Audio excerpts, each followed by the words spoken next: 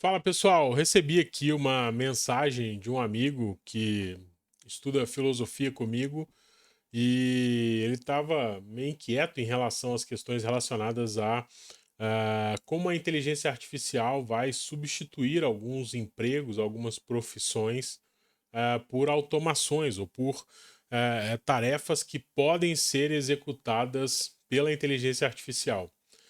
Bom, isso é uma realidade, eu acho que todo mundo já viu muito isso aparecendo, nos jornais, então tem muito noticiário, muita preocupação sobre isso, sobre como que a inteligência artificial, sim, vai aumentar muito a produtividade, e aí a gente já tem 2 eixos aqui de, análise, né. O primeiro é que sim, ela elimina alguns postos de trabalho pela sua característica, né, ou seja, ela consegue executar tarefas e algumas tarefas melhores do que seres humanos. Então isso por si só, esses agentes de inteligência artificial que são autônomos por si só, já conquistariam um espaço que hoje é de mão de obra humana, mas também a gente tem uma outra vertente, que é o fato de que o uso da inteligência artificial aumenta muito a produtividade do trabalho. Então, algumas pessoas que hoje compõem equipes grandes para determinadas tarefas, determinados trabalhos, podem ser substituídas porque o aumento da produtividade possibilitado pelos agentes de IA é tamanho que não vão ser necessárias muitas pessoas para ocuparem esses cargos. Então a gente já tem aqui uma questão de separar em dois momentos, né? Um pelo aumento da produtividade e o outro sim pela substituição completa do trabalho humano. E aí tem até algumas discussões interessantes sobre o fato de, em algumas tarefas, a inteligência artificial entregar, inclusive, além de mais produtividade, mais eficácia. O que, que é isso? Ela consegue operar com menos erros, porque é óbvio isso, ela processa computacionalmente, né? Ou seja, é um raciocínio mais matemático. Então, é provável que algumas tarefas relacionadas à precisão, a cálculo e a raciocínio avançado sejam melhores executadas pela inteligência artificial. Mas vamos falar economicamente. Bom, economicamente, isso é algo esperado. E aí veio uma crítica também em relação à teoria econômica e também à organização econômica da sociedade. Em princípio, a principal medida de desenvolvimento de uma nação, de um país, de uma sociedade, é o crescimento do produto interno bruto, que é o PIB, né? Esse crescimento é olhado porque parte do pressuposto que se a produção aumenta, a riqueza de um país aumenta. Mas já existem vários pensadores, e talvez o principal deles seja Angela Duckworth, acho que é esse mesmo o nome dela. Ela tem um livro que chama Donut Economics.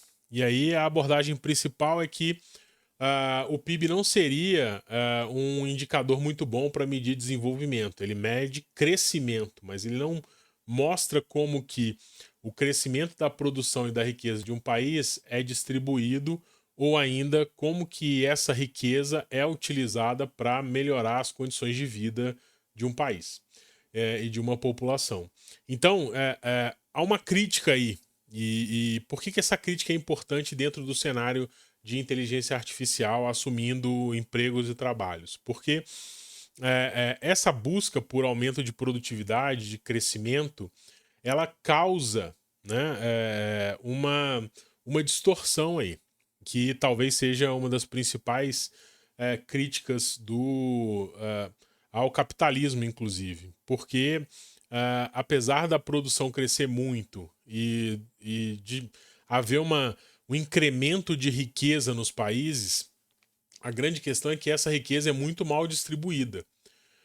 Então, com a chegada da IA, a perspectiva é que esse crescimento de produção e de renda seja ainda maior, mas também, igualmente maior, estima-se que vai ser a concentração desses valores e dessa produção e desse resultado econômico na mão de poucas pessoas.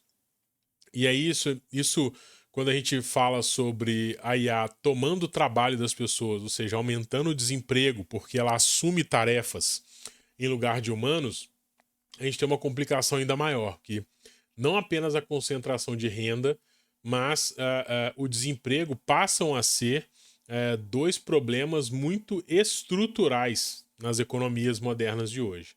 E aí a gente tem vários autores que falam que têm feito reflexões sobre isso, alguns criticando o próprio sistema capitalista e fazendo previsões ou dando alternativas para esse sistema de organização econômica que nós temos hoje.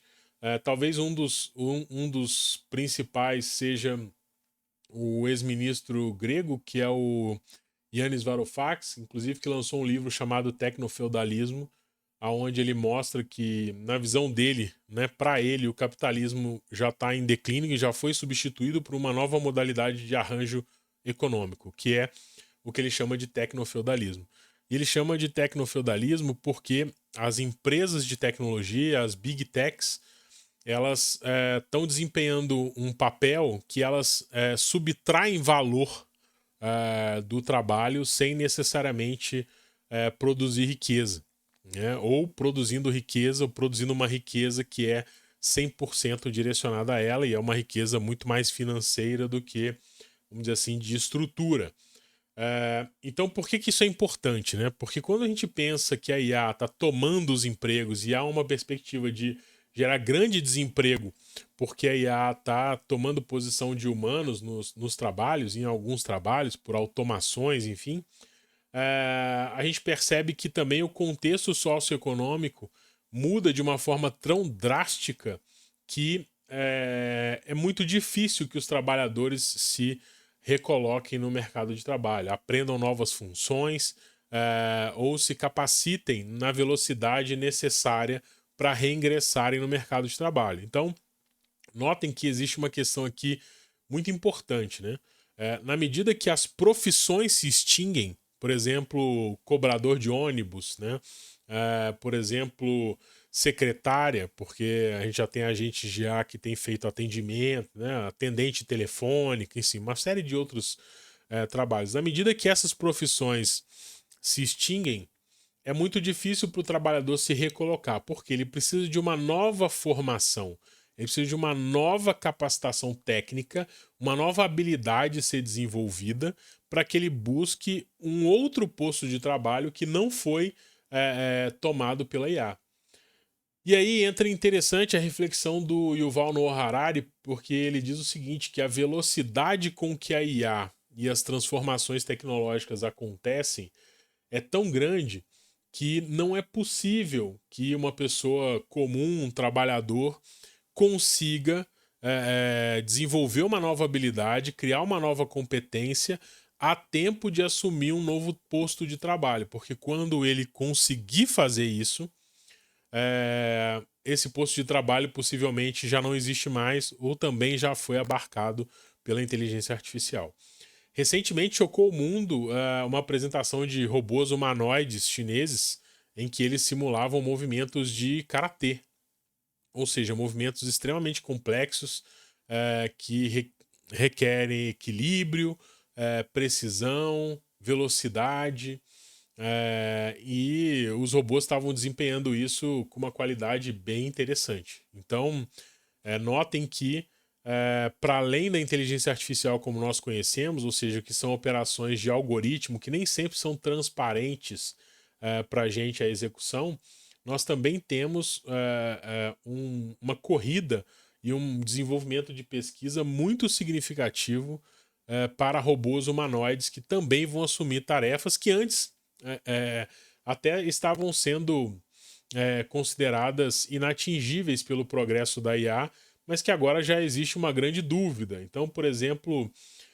serviços domésticos é algo que já tem aparecido muito na mídia, testes e tecnologias que cuidam de serviço doméstico. Pode parecer bobeira, mas, por exemplo, aqueles robôs que aspiram a casa, né? Tem também instrumentos que lavam louça, já tem alguns robôs que entregam comida em hotéis, né? Ou seja, que entregam encomendas pela internet, não só de drone, mas também alguns robôs que parecem uns carrinhos, né? Que vão andando e entregando as coisas, que fazem a vez de caixas e atendentes de lanchonetes, de supermercados. Então, por exemplo, seja, é fácil verificar que, por exemplo, grandes redes de fast food já estão automatizando os seus pedidos com grandes telas, onde você tem acesso ao cardápio e por ali você faz o seu pedido sem a necessidade de nenhuma interação humana. Ou seja, já há uma substituição drástica nessas redes de fast food de atendimento humano por atendimento digitalizado ou por inteligência. Não chega nem a ser uma inteligência artificial, né? O processo de atendimento que foi informatizado e dispensou um trabalho humano para a anotação dos pedidos. Então, é uma mudança, na minha opinião, difícil de ser freada, porque o capitalismo e as empresas se orientam para a otimização o tempo todo. Então, é um grande objetivo, uma grande determinação estratégica de toda empresa de aumentar a produtividade e reduzir o. Pausou aí. Aumenta, porque a diminuição de custos e aumento da produtividade aumenta a margem de lucro. Então, as empresas normalmente se orientam por isso e devem continuar se orientando, porque todo mundo deseja ter o melhor resultado possível de uma operação, de uma empresa ou de um investimento financeiro produtivo. Então, isso é algo que dificilmente não vai ser do interesse das empresas, que dificilmente vai ser freado. Mas isso causa para a gente uma reflexão complexa e a gente tem basicamente três visões hoje filosóficas que mostram ou que refletem sobre as possíveis consequências da integração cada vez maior da IA como um agente de trabalho, né?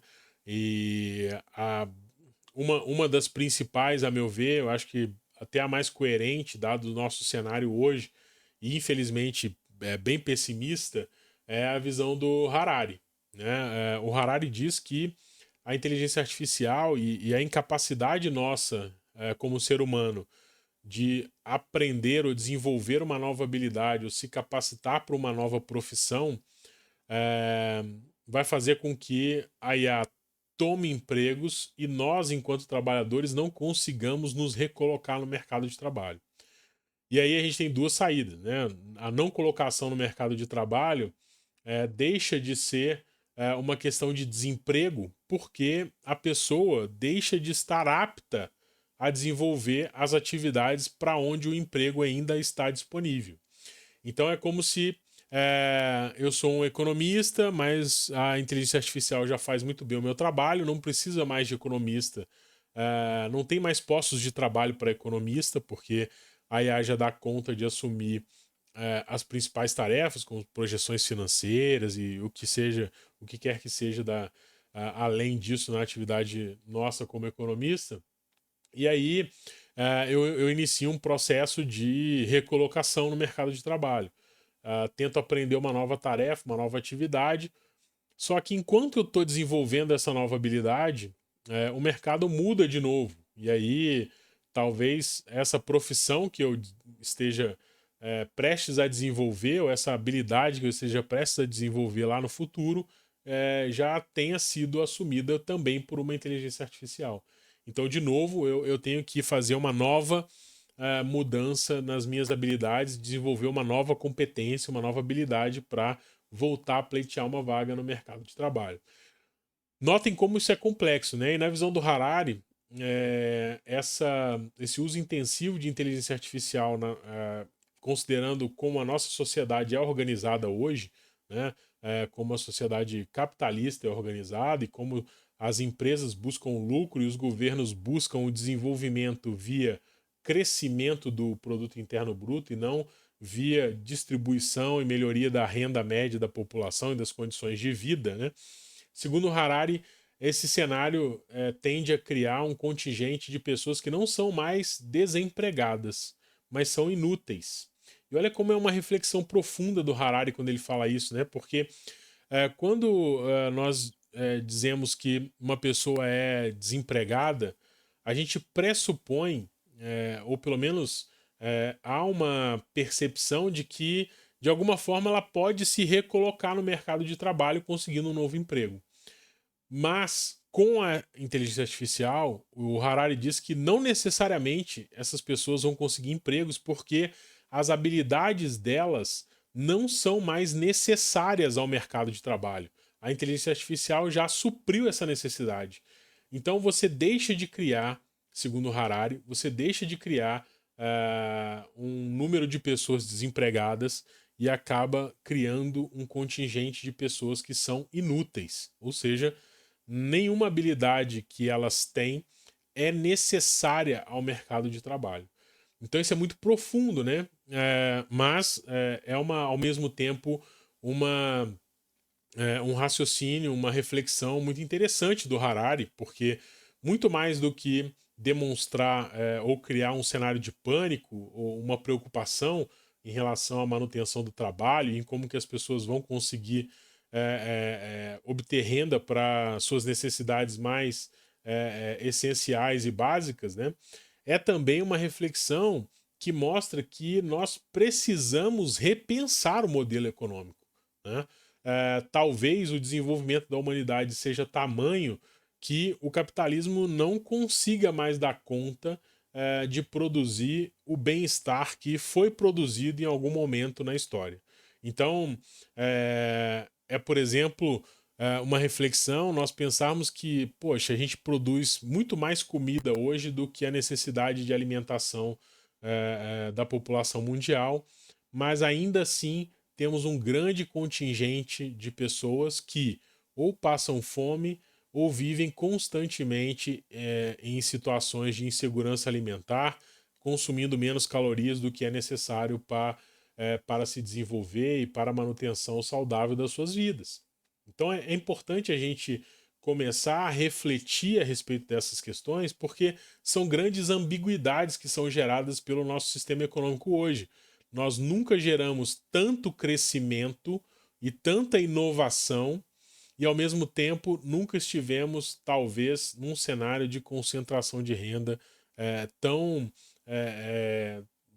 tão grosseiramente colocado e tão intensivamente sendo renovado e crescido ao longo dos anos. Então, essa questão é importante de ser debatida, para além dessa questão dos empregos, né? Tem uma visão que tem um autor, não sei se é Martin Ford, que ele tem um livro que chama A Ascensão dos Robôs, Rise of the Robots, em que ele cita isso. Ele tem uma visão um pouco mais otimista, que ele diz que ao mesmo tempo que a inteligência artificial vai eliminar uma série de empregos, né, de postos de trabalho, ela vai criar outros postos de trabalho. Eu gostaria de ter um pouco mais desse otimismo e talvez isso seja verdade. Entretanto, o que nós temos visto ao longo dos anos pode mostrar o contrário, né? Pode mostrar que os novos postos de trabalho, por exemplo, que são criados como subempregos, ou seja, profissões que remuneram muito mal, profissões que exigem condições de trabalho que são cada vez mais degradadas, com cada vez menos direitos e mais deveres para os trabalhadores, produzindo um contingente grande de alienação pelo trabalho.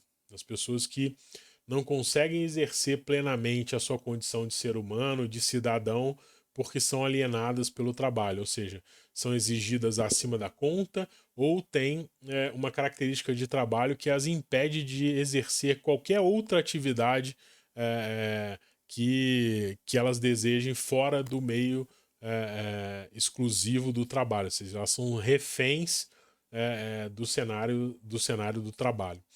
Então, a gente também tem uma questão que fala que é importante que nesse momento de inteligência artificial nós redefinimos o sentido do trabalho, né? Ou seja, qual o sentido do trabalho e da renda, né? Ou seja, qual a lógica que nós precisamos nos organizar. Porque enquanto sociedade, eu acredito que até para o capitalista, para o empresário, né? A gente também tem que lembrar que nós não somos só trabalhadores, né? Nós somos consumidores. E aí é importante essa reflexão porque ao mesmo tempo em que avança a produtividade, avança o lucro do empresário, do capitalista propriamente dito, a concentração de renda é tamanho que ao restante da população não resta renda para consumir os produtos e os serviços que esses capitalistas mesmos geram. Então, existe uma contradição grande, porque à medida em que o capitalista, o empresário, concentra muito a renda, ele também prejudica a sua fonte de obtenção de renda, porque as pessoas vão cada vez mais tendo menos renda para consumir. Então há uma esperança de que num futuro, e por sermos consumidores e por haver uma lógica de que pessoas que empreendem e produzem para que outras consumam, né? Há uma expectativa de que talvez haja um rearranjo socioeconômico que permita que, ou pelo menos que faça com que haja a manutenção nossa enquanto consumidores. Então, é uma reflexão interessante também, porque o sistema capitalista é isso. Não? A IA, a inteligência artificial, eliminou 1 milhão de empregos. Tudo bem, mas 1 milhão de pessoas desempregadas significam também 1 milhão de consumidores a menos no mercado. Então, isso é também um problema sistêmico, que volta para o sistema. Né? O desemprego não é só um problema de quem perde o emprego, ele também é um problema de quem produz, de quem vende, né? Então, de quem apropria impostos, enfim, como governo, né? Então, há uma questão aí que nós vamos precisar encontrar um equilíbrio. Dificilmente nós vamos ver uma grande transformação disso agora, porque nós estamos numa fase que eu costumo dizer que é o pior momento da história para se estar, que é na fase de transição, né? Ou seja, onde você tem muita incerteza, muita especulação sobre o resultado de tudo que nós estamos fazendo. Então, hoje a gente tem um cenário de muita incerteza em relação a essa questão do emprego, dada o avanço da inteligência artificial, e temos aí alguns cenários, uns pessimistas, uns um pouco mais otimistas, sobre como que o futuro da organização social vai se dar em relação a isso. O meu amigo de filosofia, o Nery, ele me mandou também um link que eu quero compartilhar com vocês. Vai estar aqui na descrição e eu vou mostrar aqui rapidamente, que é uma pesquisa que foi feita por um próprio algoritmo de inteligência artificial, mostrando quais são as principais profissões. Ele criou um indicador, né, que mostra quais são os riscos, quais são as profissões que estão mais expostas ao risco da substituição pela inteligência artificial. E aqui ele foi separando por grandes grupos, né? O vermelho, aqui, ó, ele tem aqui os níveis de exposição, de 0 a 1 é mínimo, e ele vai dando aqui ó, um percentual das profissões que podem ser impactadas e que estão em cada nível desse. E aí você vai descendo por esse tipo de gráfico aqui de blocos, né? E você vai vendo, por exemplo, cuidados pessoais, domiciliares, tem baixa exposição à substituição da IA, enfermagem, né? Auxiliares de enfermagem, assistência médica, enfermagem. Aí aqui no meio você tem especialista em prontuário médico, que é algo mais operacional, né? Que facilmente vai ser distribuído, aqui 9 de 10, e ele vai fazendo essa comparação aqui ó, por profissão. Né? A profissão do meu amigo, se eu não me engano, está por aqui, ó, músicos e cantores, então ele parece que vai ter uma vida mais longa do que a minha no mercado de trabalho enquanto músico e cantor, porque a exposição da profissão dele à inteligência artificial está muito menor do que a minha, né? Porque se você olhar aqui serviços financeiros, ó, a questão de gestão, né? Ó, General Office Clerks aqui. Jerks é ótimo. Não deixa de ser, talvez. Mas enfim, aqui ó, eu tava com o mouse em outro lugar. Accounts, ó, contadores, auditores, analista de gestão. Olha a parte de gestão aqui, recurso humano, tá tudo vermelho, tipo, facilmente, ó, serviços financeiros, ó, funcionários gerais de escritório, recepcionistas, cobradores, representante de atendimento ao cliente. Isso aqui tudo, essa área de gestão e execução está muito comprometida com é, essa vinda da inteligência artificial, do mesmo jeito que a parte de desenvolvimento de software, programação também, advogados aqui também, ou seja, tudo. Nós estamos partindo para uma sociedade muito cartesiana, onde a tomada de decisão e a execução de tarefas serão realizadas de forma matemática mesmo, algorítmica, né? Ou seja, com um raciocínio meio bem pragmático e técnico, né? E não um raciocínio como o que nós temos hoje, que depende de uma questão personalíssima, né? De como aquele profissional julga aquilo e traz as suas experiências e sua vivência no julgamento. Então é até interessante que no livro do Kahneman, Ruído, né? A gente vê essas diferenças de resultados de julgamentos, né? Ou seja, essa variabilidade de interpretação de casos semelhantes, que pode ser considerada como ruído, e a inteligência artificial talvez seja uma forma mais cartesiana e objetiva de analisar isso sem tanto desvio, sem tanta variabilidade. Então, para quem quiser consultar aqui depois e nutrir mais um pouquinho de ansiedade do que a gente já tem tido nos dias atuais, eu vou deixar o link aqui embaixo na descrição do vídeo para vocês correrem por aqui e avaliarem esse indicador aqui de exposição à substituição de profissões pela inteligência artificial. É importante também vocês não criarem pânico, porque isso é algo muito lento, que também depende de formalização, de segurança, de instrumentalização da coisa. Então, ao mesmo tempo que a inteligência artificial se desenvolve muito rápido, as aplicações práticas, como tem consequências, precisam ser muito bem validadas.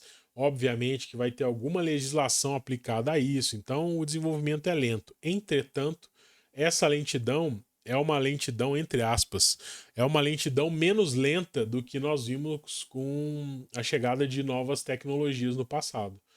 Primeiro porque há muito dinheiro envolvido na pesquisa e desenvolvimento de inteligência artificial pelo mundo, todo o dinheiro praticamente, e segundo porque a evolução tecnológica hoje ela acontece em saltos muito maiores e intervalos muito menores, ou seja, uma frequência de grandes saltos muito maior do que nós vimos no passado. E a inteligência artificial tem uma característica que o uso intensivo vai aumentando desproporcionalmente a evolução. Então, quanto mais se usa a inteligência artificial, melhor a inteligência artificial vai ficando e mais rápido ela vai evoluindo e tendo condições de assumir cada vez mais responsabilidade em tarefas do dia a dia e execução de ações que hoje são prerrogativas ou exclusividade de humanos.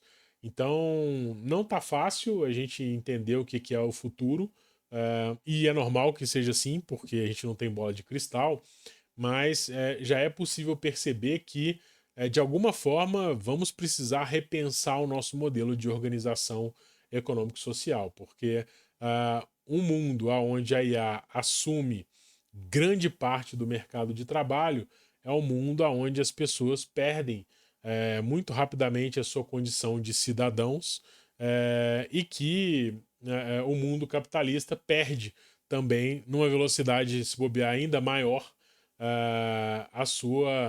o seu mercado consumidor. Então, ironicamente, de forma muito triste, talvez o que segure e que melhore a nossa questão enquanto trabalhadores seja o fato de sermos consumidores, deles precisarem da gente para que haja uma manutenção dessa questão do mercado e das empresas como lucro. E é isso. Então, Nery, obrigado por ter mandado aqui esse gráfico. Eu vou ficando por aqui. Lembrando que eu vou deixar o link aqui. E lembrando também, se você gostou, compartilha, clica, segue e faz todo esse ritual aí no canal. Um grande abraço e, de novo, Nery, valeu, obrigado pelo link. Até a próxima.